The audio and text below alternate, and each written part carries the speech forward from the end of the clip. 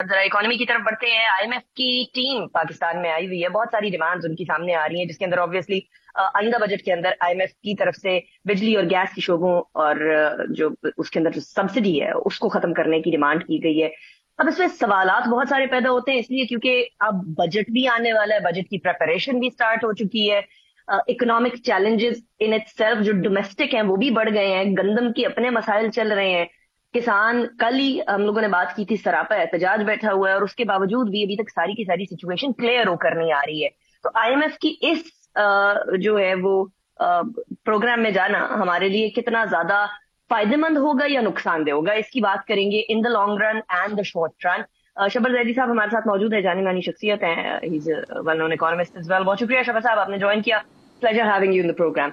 शबर साहब, आईएमएफ के पास जाना ऑब्वियसली कभी भी गुड न्यूज नहीं हो सकता कि आपकी इकोनॉमी इतनी डाउन चली गई है कि आपने आईएमएफ के पास जाना है, लेकिन जो आईएमएफ की डिमांड्स आती हैं वो बड़ी मुश्किल हो जाती है इम्प्लीमेंट करना। Most of the time Pakistan ने अपने जितने प्रोग्राम्स पिछले गए हैं उसके अंदर ज्यादातर प्रोग्राम्स के अंदर उन शराइत से अडेयर नहीं किया था, जिसकी वजह से हम लोगों को निगोशिएट करने में बड़ी प्रॉब्लम होती है।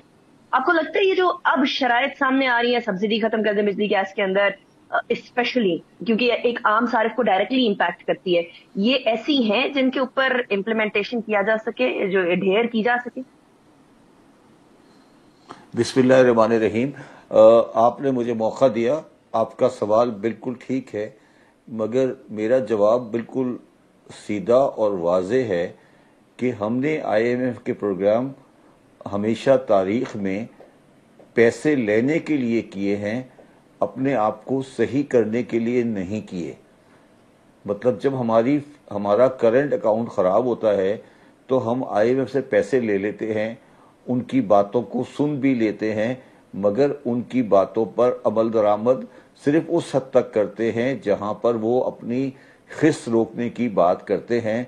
अदरवाइज कोई ऐसा अमल हमने 24 प्रोग्रामों में नहीं किया जो हमें सही करे। और ये बात आप बिल्कुल पाकिस्तानी कौम को बता दें बिल्कुल क्लियरली कि आईएमएफ प्रोग्राम कभी भी किसी भी मुल्क के लिए माशी बहाली के लिए नहीं आता, बल्कि वो हमेशा एंटी ग्रोथ होता है और वो ऐसी शर्तें लेकर आता है जिससे उसकी ग्रोथ रुकती है, क्योंकि उनको अपने पैसे वापस लेने होते हैं। इस वक्त आईएमएफ का प्रोग्राम तकरीबन 7 बिलियन के पैसे हमें उन्होंने देने हैं। और आप ये याद रखिएगा, दिमाग में रखें कि उनके ऑलरेडी 7 बिलियन रुपीस के पैसे हमारे पास पुराने ड्यू हैं। तो अगर खुदा ना खास्ता पाकिस्तान डिफॉल्ट में होता तो उनके 7 बिलियन ज़ाये हो जाते। तो वो पैसे हमें इसलिए दे रहे हैं कि वो इस दुकान को चलाना चाहते हैं कि वो अपना पिछला दिया हुआ कर्जा वापस ले सकें। ये तल्ख हकीकत आपको बिल्कुल सामने रखनी चाहिए और यही मेरे हिसाब से जो मैं पाकिस्तानी कौम की जो मैं देख रहा हूँ, जो बातें देख रहा हूँ, जिस तरह के मैं बयानात देख रहा हूँ, जिस तरह का मैं बॉडी लैंग्वेज देख रहा हूँ, जिस तरह का मैं अटायर देख रहा हूँ, जिस तरह का आपने कहा कि बजट की तैयारी हो रही है, जिस तरह की मैं चीज़ें देख रहा हूँ, उसमें मुझे तकरीबन 100% यकीन है कि हम वहीं पर एंड करेंगे जहां पर हम पिछले 24 प्रोग्रामों में एंड करते रहे हैं। मुझे इस पे कोई दो राय नहीं है। अच्छा शबर साहब, आई अंडरस्टैंड कि आप वो प्रीएम्प्ट कर रहे हैं कि होगा वही जो पहले हुआ, बिकॉज पहले भी यही होता है, 23 प्रोग्रामों में हमने ये किया तो 24 में हम क्या मुख्तलिफ करेंगे। लेकिन ऑन द फ्लिप साइड, जो 23 में किया वो 24 में ना करें, ये कैसे इंश्योर करें? देखिए, बात यह है कि जब तक आप अपने अंदर ये बिलीव नहीं करेंगे कि स्टेट जो होती है, रियासत जो होती है, वो मईशत की बुनियाद पे चलती है और सबसे बड़ी प्रायोरिटी उसकी माशी मसाइल होते हैं, और माशी मसाइल को समझने के लिए ज़मीन पर पैर रखना चाहिए। आप उस वक्त तक पाकिस्तान के और किसी भी मुल्क के माशी मसाइल को हल नहीं कर सकते। अब ये ज़रूर है कि अब आज इतना फ़र्क ये है कि अब میڈیا آزاد ہے، سوشل میڈیا چل رہا ہے، اور یہ بھی اندازہ اچھی طرح لوگوں کو ہو گیا ہے کہ پاکستان کو کوئی بیل آؤٹ اس طرح نہیں کیا جائے گا جس طرح پاس میں کیا گیا ہے، مگر جو بنیادی خد و خال ہیں معیشت کے یا سوسائٹی کے جو بنیادی جو ان کا جو وے آؤٹ ہے یا مائنڈ سیٹ ہے وہ تبدیل نہیں ہو رہا ہے، اور جب تک وہ تبدیل نہیں ہوگا یا اس کے اوپر پریشر نہیں آئے گا، آپ کوئی بنیادی یہ سمجھ کے کہ آئی ایم ایف بجلی کے بل بڑھا دے گا یا کم کر دے گا یا یہ ہو جائے گا یا کوئی بجٹ میں کوئی ایسا طوفان آ جائے گا یا تبدیلی آ جائے گی، تو یہ میرے حساب سے غلط ہے، اور وہ ایسے ہی چلتا رہے گا جیسے آج چل رہا ہے، اور یہ مگر ایسے نہیں چلنا چاہیے، اب یہ دکان چلنے والی نہیں ہے۔ اچھا، اب کیونکہ ہم عادات کی بات کر رہے ہیں کہ جب تک وہ حرکتیں جو ہوتی آئیں وہ تبدیل نہیں ہوں گی تب تک رزلٹ بھی وہی نکلتا آئے گا جو آج تک نکلتا آیا۔ ایک تو شبر صاحب ہمارا ایکسپینڈیچر اور ہماری ارننگ میں بڑا فرق ہے۔ ایک بیسک رول ہے کسی ایک گھر کا بھی کہ آپ جتنا کما رہے ہیں آپ نے خرچہ بھی اتنا ہی کرنا ہے۔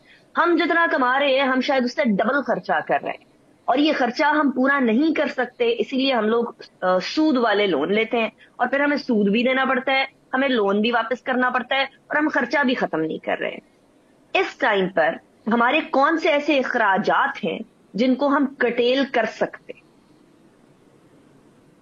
نہیں، دیکھیں یہاں پر میں تھوڑی سی آپ کو ایک کلیریفیکیشن دے سکتا ہوں۔ ایک بڑی مسکنسیپشن پاکستان میں آ گئی ہے کہ پاکستان کے لوگوں کو بنیادی سہولتیں نہیں ملتی جس کی وجہ سے ٹیکسز لگانے چاہیے۔